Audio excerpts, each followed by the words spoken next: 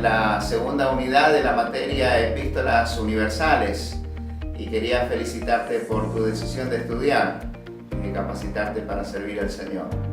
Mi deseo es que puedas aprovechar al máximo los diferentes contenidos de esta materia y las distintas propuestas de aprendizaje que te ofrecemos en este espacio. En la presente unidad vamos a considerar la Epístola de Santiago. Haremos un acercamiento panorámico al escrito, concentrando nuestra atención en dos asuntos importantes. Por un lado, los aspectos generales de la epístola y por otro lado, el contenido de la epístola.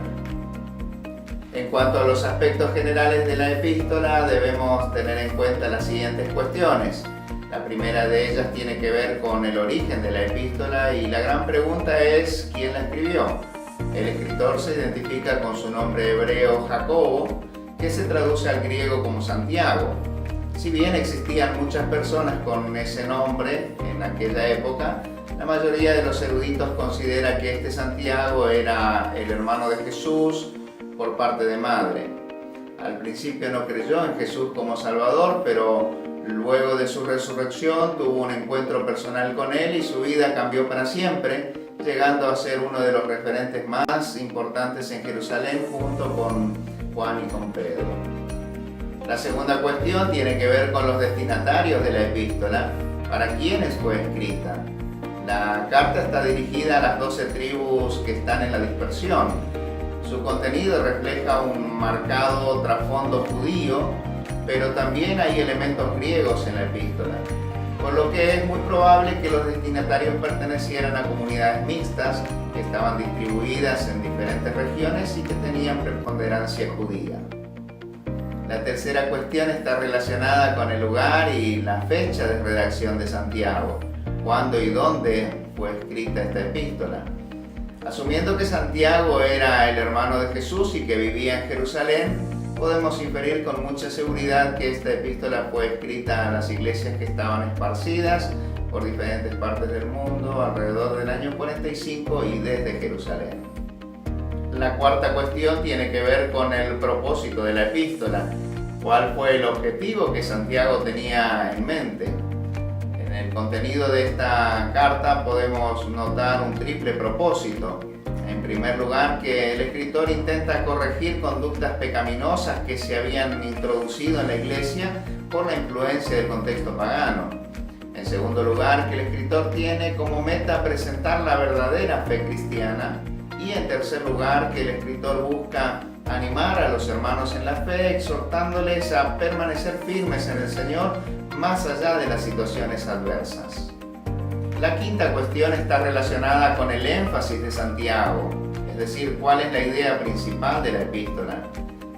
La carta de Santiago puede considerarse como una colección de enseñanzas vinculadas a diferentes aspectos prácticos de la vida cotidiana y del servicio a Dios. El tema central de la epístola es vivir la fe que profesamos.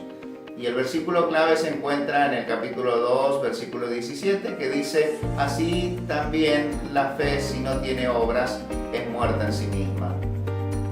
Y la sexta cuestión tiene que ver con las cualidades de la epístola.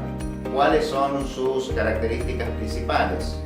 En primer lugar, podemos observar que refleja un marcado tono de autoridad, como la de un maestro experimentado. En segundo lugar, podemos ver que su enfoque es más bien práctico que teórico, poniendo más énfasis en la vida del creyente que en la doctrina cristiana. En tercer lugar, podemos notar que la epístola transmite una serie de instrucciones muy parecidas a las enseñanzas de Jesús, especialmente en su contenido. Y en cuarto lugar, podemos observar que esta epístola presenta un carácter notablemente impersonal. Con respecto al contenido de la epístola, podemos ver que puede ser agrupado en 4 secciones principales más una introducción general. Al principio encontramos una breve introducción en el capítulo 1, versículo 1. La primera sección trata sobre las pruebas de la fe desde el capítulo 1, versículo 2 al capítulo 2, versículo 26. La segunda sección desarrolla las manifestaciones de la fe desde el capítulo 3, versículo 1 al capítulo 4, versículo 17. La tercera sección plantea advertencias contra las riquezas egoístas desde el capítulo 5, versículo 1 al 6. Y por último, encontramos una mención a las virtudes de la fe cristiana como conclusión, desde el capítulo 5, versículo 7 al 20. Y con respecto a la enseñanza principal de Santiago, podemos identificar que las pruebas de la fe cristiana constituyen un tema sobresaliente en la epístola. Las pruebas vienen sin previo aviso y confrontan nuestra fe. Pero es interesante que también forman parte del plan de Dios para nuestras vidas y que son necesarias para nuestro crecimiento espiritual.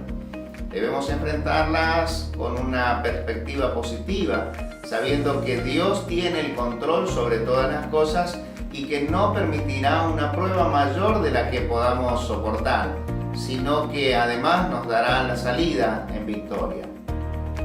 Para finalizar nuestro estudio semanal, te dejamos un desafío hermenéutico proponiéndote la posibilidad de profundizar en tu investigación bíblica.